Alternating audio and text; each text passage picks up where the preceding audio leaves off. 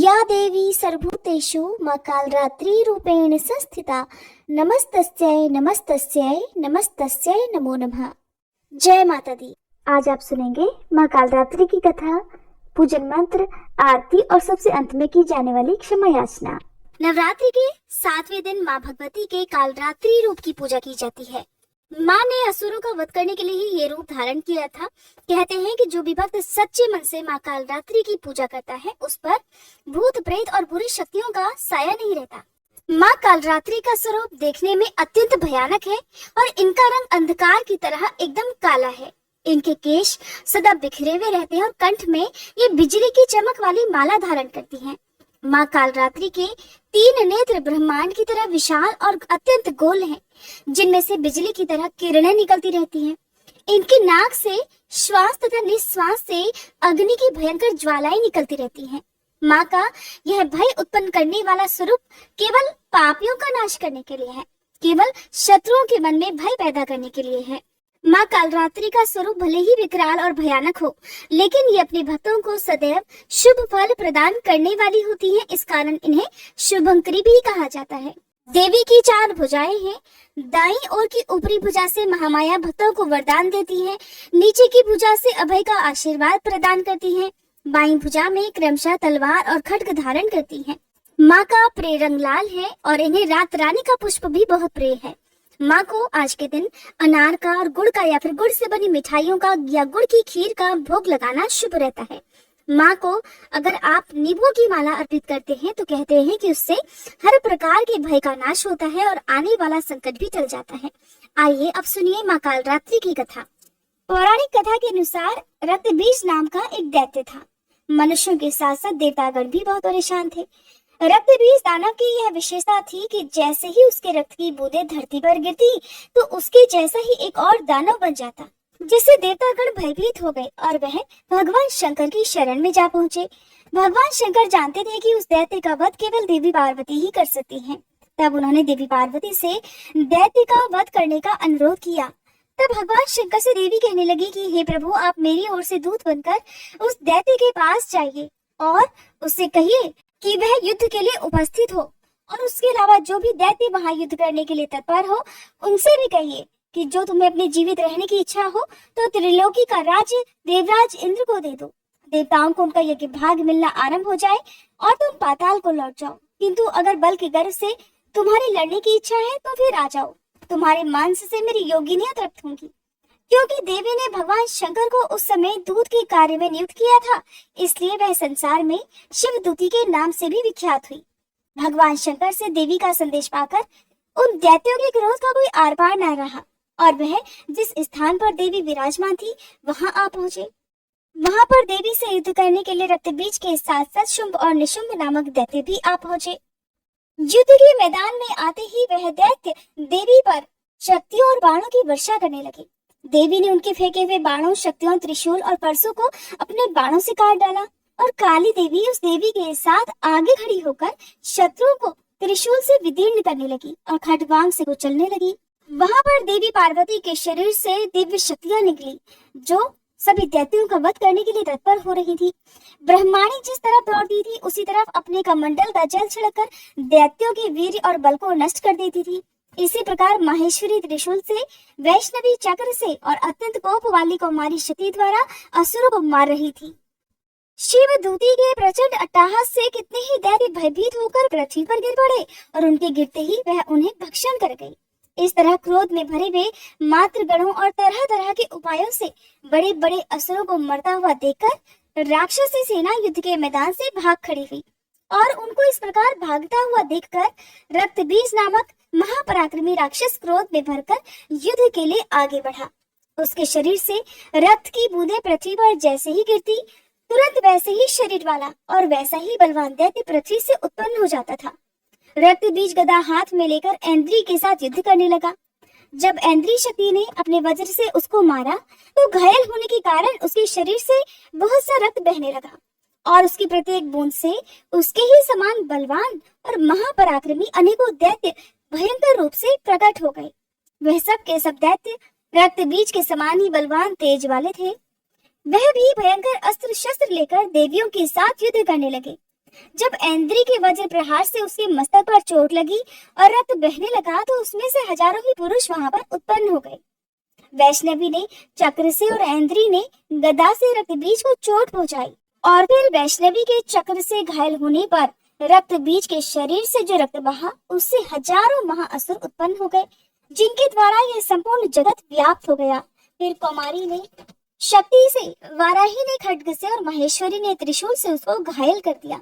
इस प्रकार क्रोध में भरकर उस महादैत्य रक्त बीज ने सभी मात्र शक्तियों पर अलग अलग गदा से प्रहार किया और माताओं ने भी शक्ति तथा शूल इत्यादि से उसको जो बार बार घायल किया, उससे देखते ही देखते सैकड़ों महादैत्य उत्पन्न हो गए और इस प्रकार उस रक्त बीज के रक्त से उत्पन्न हुए असुरों से संपूर्ण जगत व्याप्त हो गया। अब जिससे देवताओं को बड़ा भय हुआ, देवताओं को भयभीत देखकर देवी चंडिका ने काली से कहा, हे चामुंडे, अपने मुख को बड़ा करो और मेरे शस्त्राघात से उत्पन्न हुए इन रक्त बिंदुओं को और रक्त बिंदुओं से उत्पन्न हुए महाअसुरों को तुम अपने इस विशाल मुख से भक्षण करती जाओ। इस प्रकार रक्त बिंदुओं से उत्पन्न हुए महादैत्यों को भक्षण करती हुई तुम इस युद्ध भूमि में विचरो और इस तरह से रक्त क्षीण होने से यह दैत्य रक्त बीज नष्ट हो जाएगा। तुम्हारे भक्षण करने के कारण अन्य दैत्य उत्पन्न नहीं होंगे। देवी काली से इस प्रकार कहकर चंडिका देवी ने रक्त बीज पर अपने त्रिशूल से प्रहार कर दिया और काली देवी ने अपने मुख में उसका रक्त ले लिया। तब उसने गदा से चंडिका पर प्रहार किया। प्रहार से चंडिका को बिल्कुल भी कष्ट नहीं हुआ, किंतु रक्त बीज के शरीर से बहुत सा रक्त बहने लगा। लेकिन इस बार उसके गिरने के साथ ही देवी काली ने उसको अपने विकराल मुख में ले लिया। काली के मुख में उस रक्त से जो असुर उत्पन्न हुए उनको उसने तुरंत ही भक्षण कर लिया और रक्त को पीती गई। फिर देवी ने रक्त बीज को, जिसका कि रक्त देवी काली ने पिया था, चंडिका ने उस दैत्य को वज्र, बाण, खड्ग और इष्टि इत्यादि से मार डाला। हे राजन, अनेक प्रकार के शस्त्रों से मारा हुआ और खून से वंचित वह महादैत्य रक्त बीज पृथ्वी पर गिर पड़ा। हे राजन, उसके गिरने से देवतागण अत्यंत प्रसन्न हुए और माताएं उन असुरों का रक्त पीने के पश्चात उद्धत होकर नृत्य करने लगी। इस प्रकार देवी काली ने रक्तबीज नाम के राक्षस का वध कर दिया। ये थी माँ कालरात्रि की कथा। अब जानिए पूजन मंत्र, आरती और क्षमा याचना के बारे में। माँ कालरात्रि की पूजा का मंत्र, ओम देवी कालरात्रे नमः। प्रार्थना, एक वेणी जपा कर्णपुरा नग्नाखरा स्थिता लंबोष्ठी कर्णिका कर्णी तैलाभ्यक्त शारिणी वामो पादोल्लसलोल्लः लता कंटक भूषणा वर्धन मूर्ध ध्वजा कृष्णा काल रात्रि भयंकरी। माँ का स्तुति मंत्र, या देवी सर्वभूतेषु माँ कालरात्रि रूपेण संस्थिता नमस्तस्यै नमस्तस्यै नमस्तस्यै नमो नमः। माँ की आरती, ओम जयति जय काल रात्रि मैया, जयति जय काल रात्रि दुष्टों की संहारिणी सुखों की माँ दात्री। ओम जयति जय काल रात्रि रूप भयंकर माँ का दुष्ट सदा कापे भक्त सदा हर्षावे रिद्धि सिद्धि पाते। ओम जयति जय काल रात्रि महामयी तुम जग की दयामयी हो माँ, भैरवी भद्र काली चामुंडा कई नामा। ओम जयति जय काल रात्रि सप्तम नवरात्र में साधक धरता ध्यान सिद्धियां भक्त जन पावे मिटता हर अज्ञान। ओम जयति जय काल रात्रि खड्ग धारणी मैया वर मुद्रा धारी सृष्टि करे नित आरती गुण गावे नर नारी। ओम जयति जय काल रात्रि सर्व जगत है मैया तुमसे प्रकाशित है, कर दो कृपा हे मैया हम सब याचक हैं। ओम जयति जय काल रात्रि भूत प्रेत डर भागे मैया जब तुम आती, शत्रु भय न सतावे करुणा माँ बरसाती। ओम जयति जय काल रात्रि गर्दभ सवारी साजे दुखों का अंत करे, निर्बल शक्ति पावे भय से मां मुक्त करे। ओम जयति जय काल रात्रि, माँ काल रात्रि की आरती जो गावे, शक्ति भक्ति नित पावे डर न निकट आवे। ओम जयति जय काल रात्रि, ओम जयति जय काल रात्रि, मैया जयति जय काल रात्रि, दुष्टों की संहारिणी सुखों की माँ दात्री। जयति जय काल रात्रि, ओम जयति जय काल रात्रि। क्षमा याचना। हे परमेश्वरी, मेरे द्वारा रात दिन सहस्त्रों अपराध होते रहते हैं। अपनी भक्त समझकर मेरे उन अपराधों को आप कृपा पूर्वक क्षमा करो। हे परमेश्वरी, मैं आवाहन करना नहीं जानती, विसर्जन करना नहीं जानती तथा पूजा करने का ढंग भी नहीं जानती, क्षमा करो।